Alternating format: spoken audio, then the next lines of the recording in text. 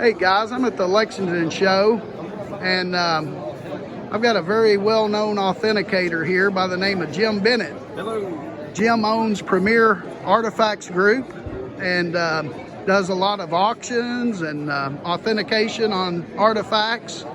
And Jim, I'd like you to speak on 3 personal finds specifically that I have here. I've got my pop-eyed birdstone, my 5-inch Coshocton Clovis, and my great pipe. Can you tell us a little bit about that birdstone?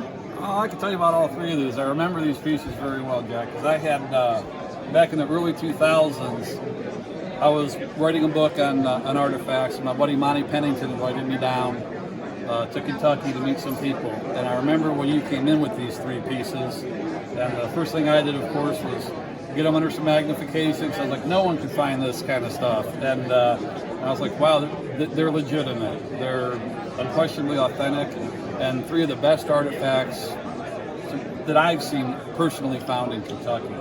And I was really excited to put them in the book. And if I'm not mistaken, it's been a little bit, but I'm pretty sure that I did I think I called you the luckiest collector collector in Kentucky, the luckiest field walker, because I do remember them. The thing about, like, on the birdstone, it's unquestionably authentic. It's one of those pieces that if you handle it, there's no doubt about it's a real piece. But what's interesting is that doesn't have the damage that you usually see sustained. There's no damage to the nose, the eyes. The holes are nice. It's got maybe one little strike on the side that's barely visible. Just an exceptional piece.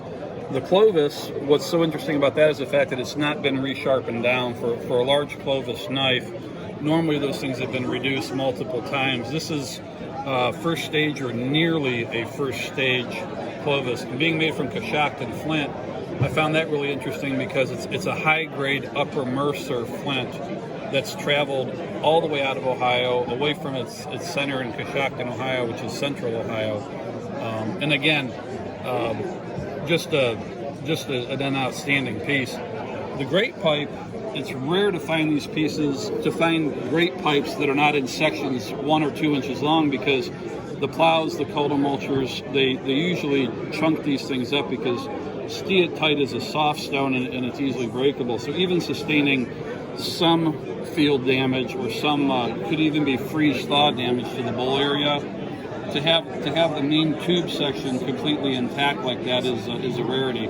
I'm really glad to see that you did not restore it and you left it as it is. I appreciate that.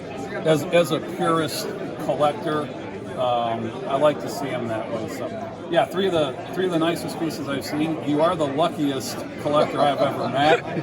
I find these things in little pieces parts. So congratulations to you once again. Even a decade later, I'm still oohing and awing over it. Well, thank you, Jim. We appreciate your professional opinion on these pieces, and you're a very well respected man. Thank you. I appreciate it. It's my pleasure, sir. You have a great show.